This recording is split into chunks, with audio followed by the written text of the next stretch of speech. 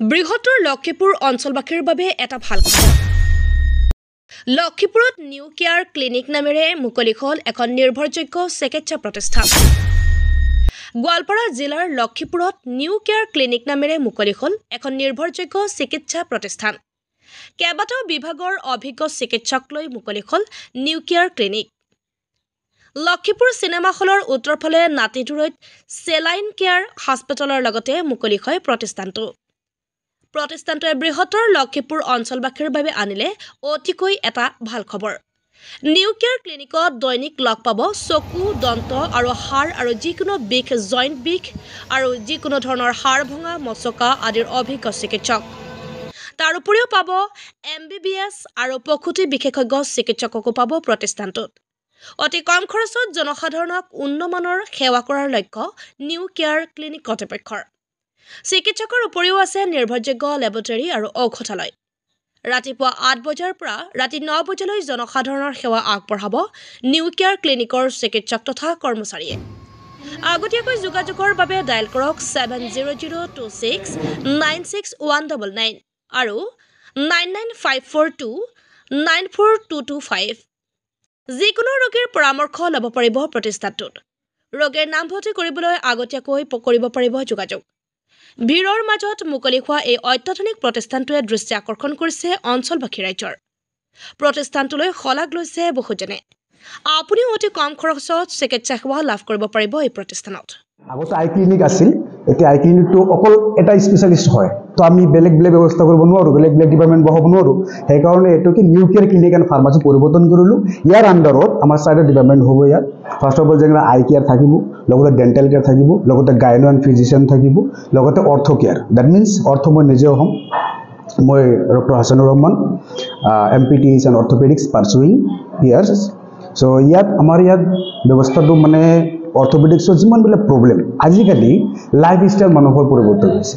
লগতে পোষ্টাৰ মানে গোটেই দিন বহি থাকি কাম কৰাত বা ড্ৰাইভিং কৰাত, গতিকে গোটেইখিনি কৰাত কি হয়, ধীৰে ধীৰে কি হয় আপোনাৰ স্পাইনত প্ৰব্লেম হৈ যায়। যেতিয়া আমি ইয়াত ক'ব পাৰোঁ, এইটো কিছুমান মানুহৰ কি হয় আপোনাৰ ইয়াত কি প্ৰব্লেম হয়, লাম্বাৰ, ঠিক আছে, ইয়াত কি হয় মানে ডিস্কৰ প্ৰব্লেম হৈ যায়, কম্প্ৰেজন হৈ যায়। ইয়াৰ মানে কম্প্ৰেজনৰ কাৰণে ৰেডিয়েটিং পেইনটো হয়। চ' ৰেডিয়েটিং পেইনটোৰ কাৰণে ইয়াত কি হ'ব, কনজাৰভেটিভ ট্ৰিটমেণ্ট, ড্ৰাগ থেৰাপিৰ লগত আমি ফিজিঅ'থেৰাপি দি, ঠিক আছে, বেমাৰটো কিউৰ কৰি দিওঁ। যিমান আমি চাৰ্ভাইকেল পেইন, কিছুমান মানুহৰ লোকেলাইজ পেইন নাথাকে, মাজেল স্পাজম হৈ যায়, ট্ৰিগাৰ পইণ্ট হৈ যায়। লগতে কি হয় আমাৰ ইয়াৰ পৰা যিবিলাক নাৰ্ভবিলাক কম্প্ৰেজন হৈ যায়, কম্প্ৰেজন হাত মানে পেইন ইয়াৰ পৰা ষ্টাৰ্ট হৈ হাতৰ একদম মানে তললৈকে যায়, মানে একদম মানে আঙুলিলৈকে যায়। তো এইবিলাকো আমাৰ ইয়াত কিউৰ হৈ যাব। চ' ইয়াৰ লগতে যিবিলাক মানে ডিজেনেৰেটিভ ডিজিজ, মানে মেকানিকেল ডিজিজ, যিটো আপোনাৰ বোন এণ্ড জইণ্টৰ ক্ষেত্ৰতে হয়। চ' ইয়াত এইটো হ'ল এইটো। এতিয়া কিছুমান মানুহৰ আজিকালি প্ৰব্লেম হ'ল বয়সৰ লগতে মানুহৰ কি আঁঠুৰ প্ৰব্লেম হয়। কি হয় মানে ইয়াত কি মানে আৱাজ আহে, শব্দ এটা হয়, কট কৰি শব্দ হয়, মানে ফ্লেকশ্যন কৰোঁতে, এক্সটেনশ্যন কৰোঁতে, মুভমেণ্ট কৰোঁতে। চ' এইবিলাকো আমাৰ ইয়াত ট্ৰিটমেণ্ট হ'ব, ঠিক আছে। ফিজিঅ'থেৰাপি আৰু ড্ৰাগ থেৰাপি দুটা কম্বিনেশ্যন আমি কি কৰোঁ, বস্তুটো মানে কিউৰ কৰি দিওঁ, ঠিক আছে।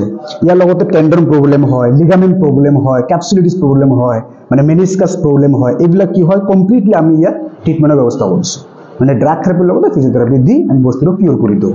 আৰু আজিকালি মানুহৰ আৰু এটা ব্ৰেক প্ৰব্লেম কি হ'ল, এই যে আপোনাৰ মানে এইটো কি হয় মানে মাজেল, এই বনটোৰ তলত, মাংসটোৰ তলত কি হয় আপোনাৰ এই মাজেল স্পাজম হৈ যায়। স্পাজম হোৱাৰ কাৰণত কি হয় আমাৰ ইয়াত কি হয় ট্ৰিগাৰ পইণ্ট হয়। ট্ৰিগাৰ পইণ্টৰ হোৱাত একদম মানে এই স্কাপুলা বুলি কোৱা হয়। স্কাপুলত মানে চাইডলৈ কি হয় পেইন, বহুত পেইন হয়, এইটো লোকেলাইজ এৰিয়াত পেইন হয়। এই বস্তুটো আমি কিউৰ কৰি দিওঁ ইয়াৰ পৰা। লগতে ফ্ৰজেন শোল্ডাৰ বুলি কোৱা হয়, কেপচুলাইটিছ বুলি কোৱা হয়, এডিচিভ শোল্ডাৰ বুলি কোৱা হয়, এইটো আমাৰ ইয়াত কি হয় কিউৰ হৈ যায়। চ' ফিজিঅ'থেৰাপিৰ লগতে ড্ৰাগ থেৰাপি দি বস্তুটো আমি কি কমপ্লিটলি কিউৰ কৰাৰ চেষ্টা কৰোঁ, আৰু হৈও আছে। এতিয়ালৈকে আমাৰ পেচেণ্ট বহুত পাইছোঁ, পেচেণ্ট আহি আছে। চ' আমি ফিজিঅ'থেৰাপি ট্ৰিটমেণ্টৰ লগতে আমি কি কৰোঁ বিভিন্ন ড্ৰাগ থেৰাপি দি বস্তুটো কিউৰ কৰি দিওঁ। আজি ইয়াত আছে এটা নেপাল আৰু ছিকিম বৰ্ডাৰৰ পৰা এজন আছে ৰবি দাস, আৰু এজন আছে আপোনাৰ ডক্টৰ কামৰুজ্জামান ডেণ্টেল কেয়াৰত, আৰু অৰ্থকেয়াৰত মই আছোঁ।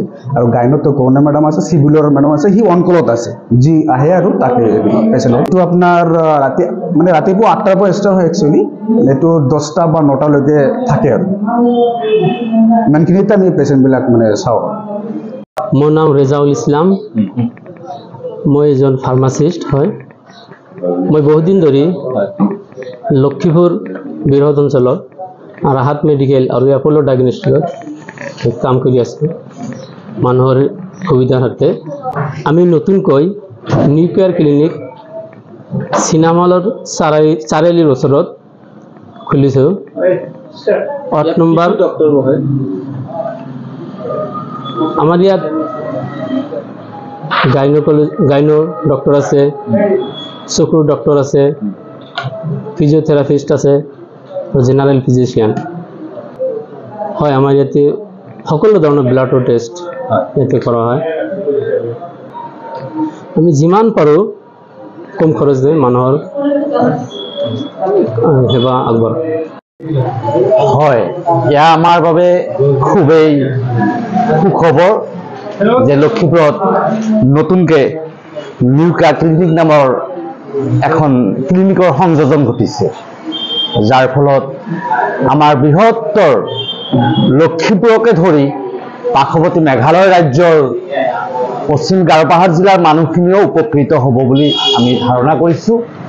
আৰু আমাৰ এই নিউ কেয়াৰ ক্লিনিকৰ যোগেদি আমাৰ লক্ষীপুৰত আমাৰ সাধাৰণতে দেখা যায় বৃহত্তৰ লক্ষীপুৰ অঞ্চলখন ক'ব গ'লে চৰ চাপৰিকে সাঙুৰি লৈ মেঘালয়ৰ পশ্চিম গাৰোপাহাৰ জিলালৈকে পৰিবেষ্টিত আছিলে। এতিয়া আমাৰ গোটেইখিনি পেচেণ্ট ইয়াৰ পৰা গোৱালপাৰা গুৱাহাটীলৈ যাব লগা অৱস্থা হৈছিলে, কিন্তু এতিয়া আমাৰ এনেকুৱা হৈ গ'ল যে এই নতুন নিউ কেয়াৰ ক্লিনিক সংযোজন হোৱাৰ লগে লগে আমি যেন এটা উৎসাহৰ আমাৰ মাজত বতৰা আহি গৈছে যে আমাৰ খৰচৰ ক্ষেত্ৰতো আমাৰ কম পৰিব আৰু আমাৰ মানে যিটো চিকিৎসা ব্যৱস্থা যি সংযোজন কৰা হৈছে চিকিৎসা ব্যৱস্থাৰ ফলত আমি এটা ফলৱৰ্তী হ'ব পাৰিম। এই প্ৰতিষ্ঠানৰ ক্ষেত্ৰত ৰাইজৰ ক'ব গ'লে 100% ফলৱৰ্তী হ'ব। এইকাৰণে আৰ্থিকভাৱে পিছপৰা অঞ্চল এইখন অঞ্চলত আমি চকুৰ আগতে দেখা পাই আছোঁ বিভিন্ন দিন দৰিদ্ৰ পেচেণ্টক মালিক পক্ষই চিকিৎসালয়ে বহুত ৰেহাই কৰি আছে। ঠিক ঔষধৰ ক্ষেত্ৰত, লেবৰেটৰীৰ ক্ষেত্ৰত বা চিকিৎসাৰ ক্ষেত্ৰতো মালিক পক্ষই এটা ৰেহাইৰ ব্যৱস্থা কৰিছে, যাৰ ফলত মানুহখিনিৰ যথেষ্ট উপকৃত হ'ব।